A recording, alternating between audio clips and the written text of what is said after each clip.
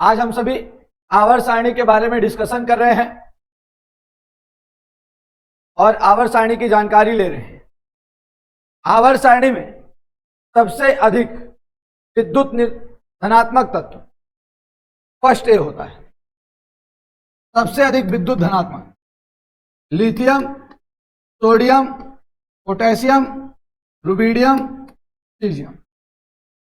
आवर्त सारणी में सबसे अधिक विद्युत धनात्मक तत्व इलेक्ट्रोपॉजिटिव एलिमेंट्स। सबसे अधिक विद्युत धनात्मक तत्व फर्स्ट है और सबसे अधिक ऋण विद्युती रखने वाला ऋण विद्युती तत्व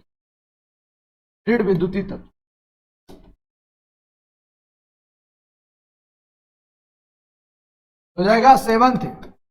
इसमें आएगा फ्लोरीन, क्लोरीन, ब्रोमीन, आयोडीन, जिसे आज 17वां समूह भी कहते हैं, हैलोजन। एक है सबसे अधिक धनात्मक और एक सबसे अधिक है ऋणात्मक।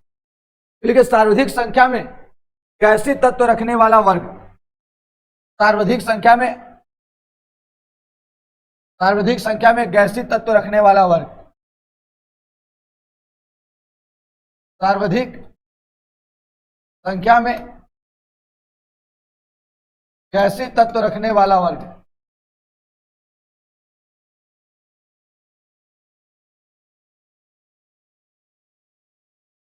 अठारहवां समूह। इसमें helium, neon, argon, krypton, xenon आता है। सबसे ज्यादा गैस किस समूह में है? रेडॉन। 18वें समूह सबसे ज्यादा गैसीय तत्व, सब गैस है। इनकी संयोजकता भी शून्य होती है। इनकी संयोजकता भी क्या होती है? शून्य। इसलिए इसको शून्य वर्ग भी कहते हैं। 18वें समूह को ही शून्य समूह भी कहते हैं। इसकी संयोजकता भी शून्य। कष्टकपूर्ण होता है, ना तो इलेक्ट्रॉन त्यागते हैं ना तो इलेक्ट्रॉन। आवर्त सारणी में गैसीय तत्वों की संख्या कितने हैं? जो संख्या में गैस है याद कर लीजिए। Hydrogen, nitrogen, oxygen, fluorine, chlorine plus noble gas. कौन से गैस?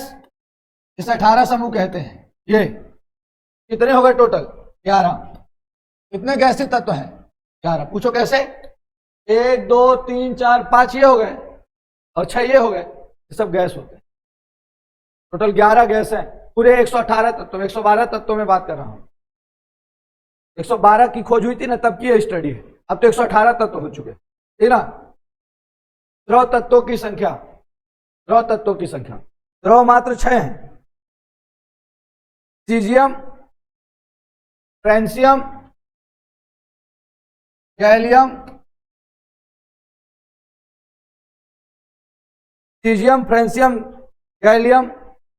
Hg, bromine. एक अकेला धातु जो द्रव अवस्था में पाया जाता है, वो है पारा। और एक अकेला अधातु जो द्रव अवस्था में पाया जाता है उसका नाम है ब्रोमीन। चलिए बढ़ा जाए आगे। हेडिंग बनाइए परमाणु त्रिज्या या परमाणु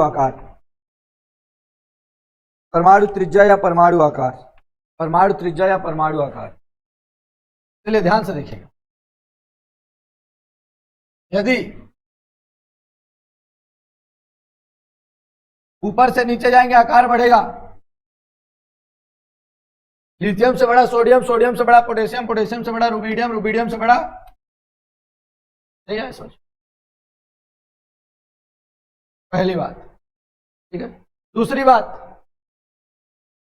ठीक है, कि ऊपर से नीचे जा रहे हैं तो आकार क्या हो रहा है? बढ़ेगा।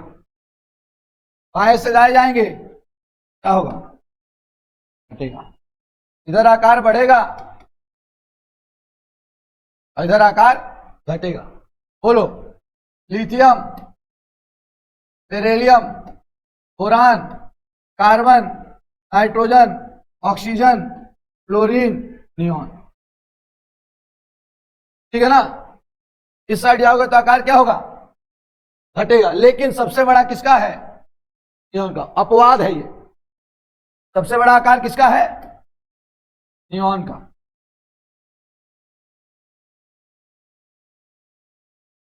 कि जो 18वें समूह के तत्व है उनका आकार सबसे बड़ा होता है अपने आवर्त में, समझ गए ना? क्योंकि उसमें असंयोजक त्रिज्या नहीं पाई जाती, वान डर वाल्स त्रिज्या पाई जाती है, वान डर वाल्स त्रिज्या के कारण। ठीक है, बाकी तजावुज घटेगा। लिथियम से छोटा बेरिलियम, बेरिलियम छोटा बोरान, बोरान से छोटा कार्बन, कार्बन से छोटा नाइट्रोजन, नाइट्रोजन छोटा ऑक्सीजन, ऑक्सीजन छोटा फ्लोरीन। लेकिन एक जगह गड़बड़ी हो जाएगी, कहाँ? नियॉन में। नियॉन सबसे बड़ा। बाकी यदि लिथियम से लेके फ्लोरीन तक में सबसे बड़ा लिथियम है, समझ गए ना? क्यों? लिथियम से छोटा है बेरिलियम, बेरिलियम से छोटा है कार्बन और बोरान, बोरान से छोटा है कार्बन, कार्बन से छोटा है नाइट्रोजन, नाइट्रोजन से छोटा है ऑक्सीजन, ऑक्सीजन से छोटा है फ्लोरीन, लेकिन सबसे बड़ा है नियॉन। ठीक है, और ऊपर से नीचे जाओगे तो बढ़ेगा। लिथियम से बड़ा सोडियम, सोडियम से बड़ा पोटेशियम, पोटेशियम से बड़ा रुबिडियम, रुबिडियम से बड़ा सीरियम। लेकिन यही अपवाद है संक्रमण तत्वों में भी। 18वां समूह अपने आवर्त में सबसे बड़ा होगा, 18वें समूह का तत्व सबसे पहले।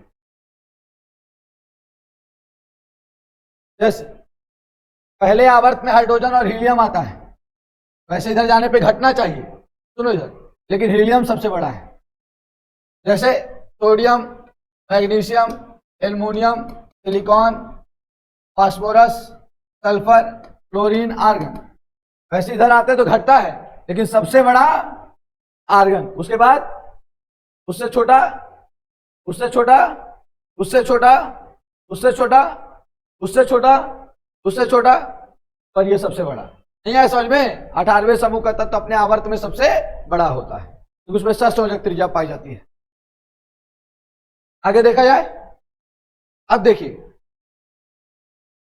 हाइड्रोजन और हाइड्रोजन प्लस में हाइड्रोजन बड़ा होगा, सोडियम और सोडियम प्लस में इलेक्ट्रॉन त्याग दिया ना, इसलिए ये बड़ा है, समझ गया? यह परमाणु, यह है आयन, लेकिन धन आयन है। यदि ऋणायन होता तो उसका आकार बड़ा होता। नहीं आया समझ में?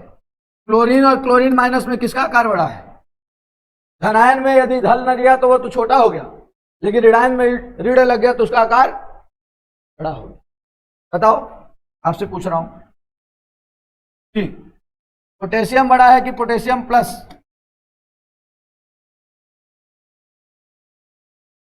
पोटेशियम बड़ा है, पोटेशियम प्लस, बोलो।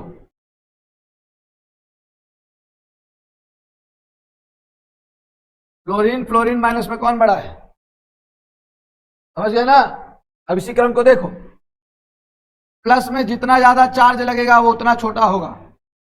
सोडियम प्लस बड़ा है मैग्नीशियम 2 प्लस से, अब मैग्नीशियम 2 प्लस से बड़ा है, मैग्नीशियम 2 प्लस बड़ा है एल्युमिनियम 3 प्लस से। मतलब जितना ज्यादा प्लस में चार्ज लगेगा आकार उतना छोटा होगा, लेकिन माइनस में उल्टा होगा, बढ़ेगा। मतलब हमने ले लिया क्या? नाइट्रोजन -3 सबसे बड़ा है, ऑक्सीजन -2 और उससे क्लोरीन -1। नहीं आया समझ में? प्लस में जितना छोटा, प्लस में जितना कम वो उतना बड़ा, और माइनस में जितना ज्यादा वो उतना बड़ा। कहने का तात्पर्य क्या है? कोई बात नहीं, फिर समझाता हूं। माइनस में जितना चार्ज होगा वो उतना ही बड़ा होगा। n-3 का चार्ज ज्यादा है, n-2 से तो बड़ा है। इसमें चार्ज और कम हो गया इसलिए और छोटा हो गया। लेकिन प्लस में जैसे जैसे चार्ज बढ़ेगा उसका आकार छोटा होता जाएगा। जैसे इन सब में सबसे बड़ा नाइट्रोजन है जो -3 है, और सबसे छोटा एल्युमिनियम 3 प्लस है। मतलब प्लस में जितना चार्ज लगता जाएगा वो उतना छोटा होता जाएगा, और माइनस में जितना चार्ज लगता जाएगा वो उतना ही बड़ा होता जाएगा। आयनन ऊर्जा में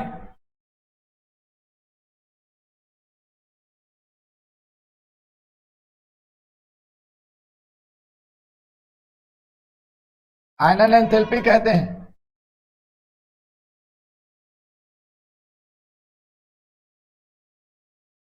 ठीक है, हमारे पास यहां पर क्या दिया हुआ है? Fe3 plus Fe2 plus Fe plus. आयनन ऊर्जा किसकी ज्यादा होगी? जिसमें आवेश ज्यादा होगा। देख लीजिए, जिसमें आवेश ज्यादा होगा उसकी आयनन ऊर्जा ज्यादा। और देखिए दूसरी बात, जो अर्धपूरित और पूर्ण पूरित होगा, हाफ फील्ड या पूरी तरीके से भरा होगा तो उसका आयनन भी बहुत ज्यादा होगा। कैसे? P3 है, P में 3 कक्षक होते हैं, 3 इलेक्ट्रॉन भरा है। और P4 है, P में 3 कक्षक होते हैं, 4 इलेक्ट्रॉन भरा है।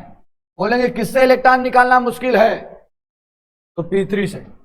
इसका आयनन भी बहुत ज्यादा होगा। पूछो क्यों? या तो पूरी तरीके से भरा हो तो आयनन भी बहुत ज्यादा होगा, या तो आधा भरा हो तो आयनन भी हो ज्यादा होगा, या तो P में 6 भर जाए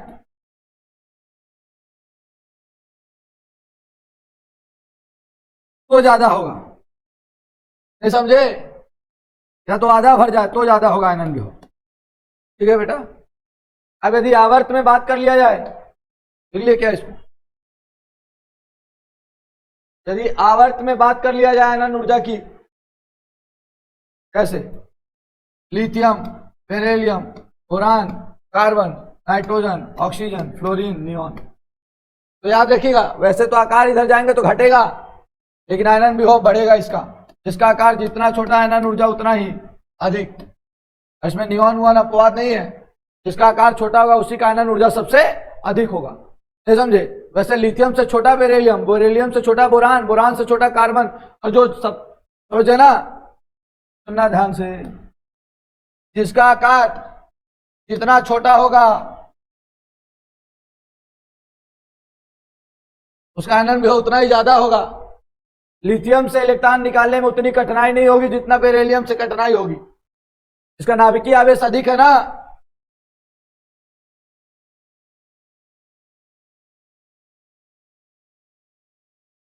और आपको पता है